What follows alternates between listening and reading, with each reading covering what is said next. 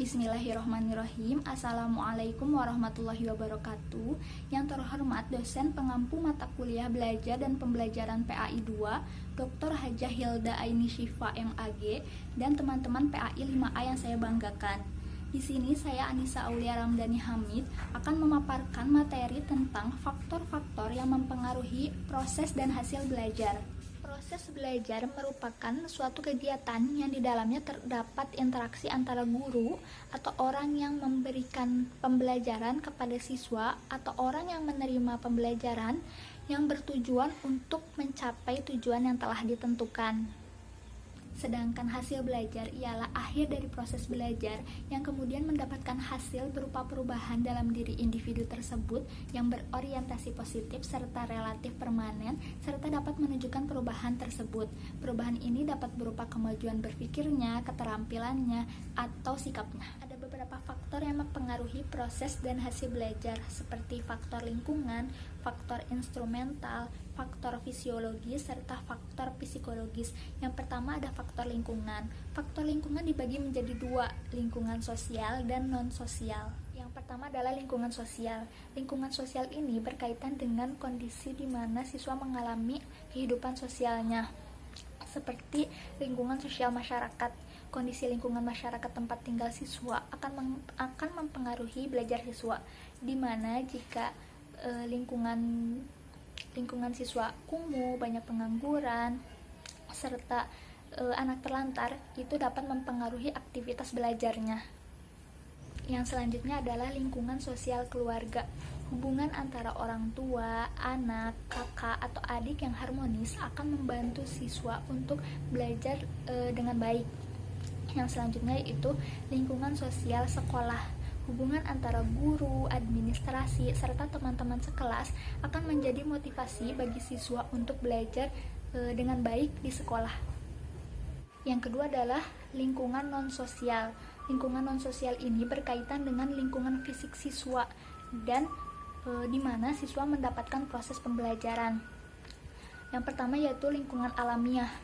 Seperti contohnya belajar pada siang hari di ruangan yang memiliki ventilasi udara yang kurang akan berbeda rasanya dengan belajar di pagi hari dengan udara yang masih segar serta ruangan yang cukup mendukung untuk bernafas lega. Lingkungan yang seperti inilah yang merupakan faktor-faktor yang mempengaruhi aktivitas belajar siswa. Dan yang kedua yaitu faktor materi pelajaran, di mana guru harus menguasai materi pelajaran dan berbagai metode pelajaran yang dapat diterapkan sesuai dengan kondisi siswa. Yang kedua yaitu faktor instrumental. Faktor instrumental ini merupakan perangkat belajar yang dapat digolongkan menjadi dua macam. Yang pertama, instrumen yang dapat dirasakan secara fisik seperti gedung sekolah, fasilitas belajar, alat-alat belajar, dan lain sebagainya.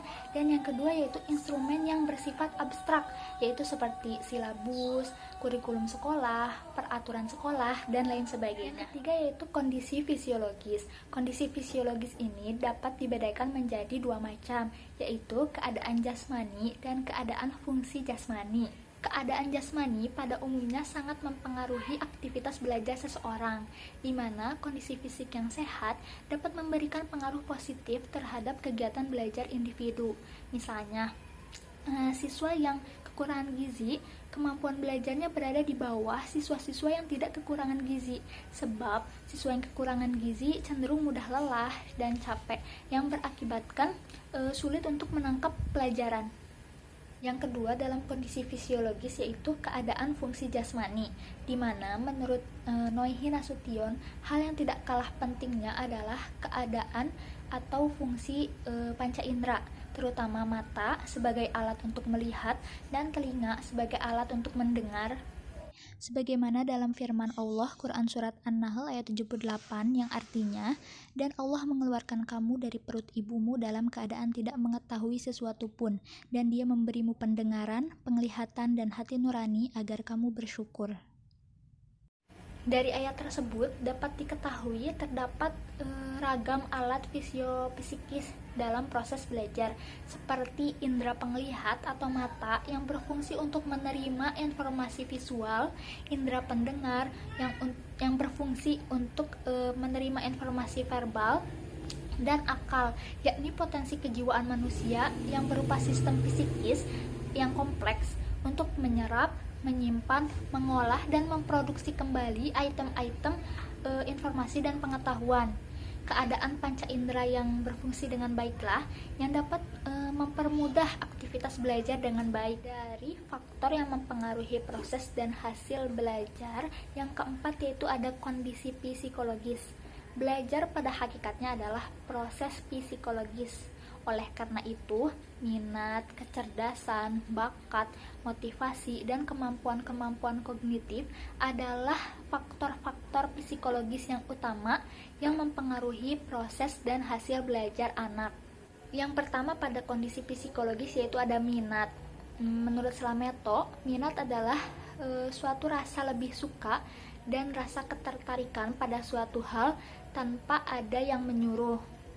Oleh karena itu, minat memberi pengaruh terhadap aktivitas belajar, di mana jika seseorang tidak mempunyai minat dalam belajar, ia tidak bersemangat, bahkan tidak mau belajar.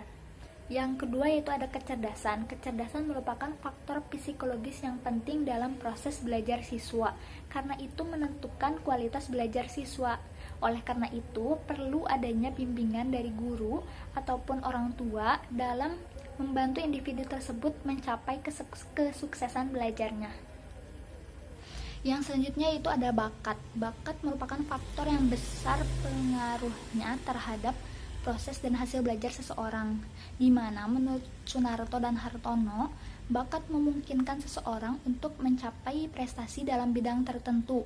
Akan tetapi harus dibarengi dengan adanya latihan, pengetahuan, pengalaman, dan juga motivasi agar bakat itu dapat terwujud. Yang selanjutnya dari kondisi psikologis yaitu ada motivasi. Motivasi menurut Noehi Nasution yaitu kondisi psikologis yang mendorong seseorang untuk melakukan sesuatu.